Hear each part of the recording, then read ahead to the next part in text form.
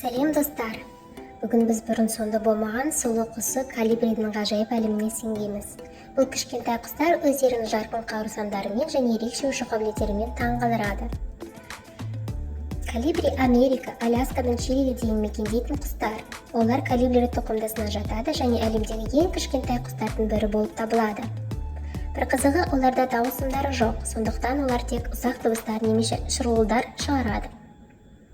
Колибрилердің көлемі кішкентай, ұзындығы небәрі 7,5-13 см, салмағы 2-20 грамм шамасында.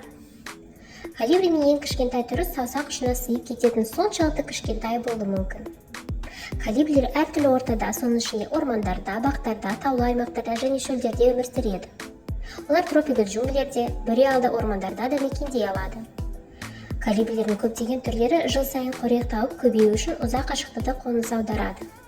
Бір қызығы, колибри артқа қарай ұша алатын жалғыз құс. Олардың ұзын және иленген тұмсықтарын пайдаланып, гүлдердің шырын жинауға мүмкіндік береді. Гүл балшықтарының колибрилердің негізі қорегі болып табылады, бірақ олар қоректі байыту үшін ұсақ жәндіктер, өрмекшілермен де қоректенеді. Колибри сұлулық пен еркіндіктің символы болып саналады. Мексика мәдениетінде олар құдайлармен байланысты және амулет болып саналады. Колибрилердің зат алмасу өте жылдам, олардың жүрегі соншалықты тез соғады. Олар түрге байланысты секундына 15-тен 80-ге дейін соғуға қабілетті.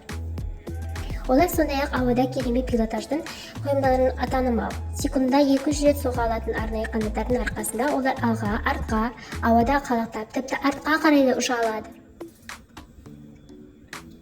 Колибри әдемі және сымбатты болумен қатар өз территориясының басқа құстардан қорғауында батыл және агрессивті. Колибри табиғатымыздың бір бөлшегі болғандықтан қорғауды қажет ететін ғажайып құстар. Қарағандарыңыз үшін рахмет, барлығы ұнады деп үміттенеміз. Жақында кездескенше қош сау болыңыздар.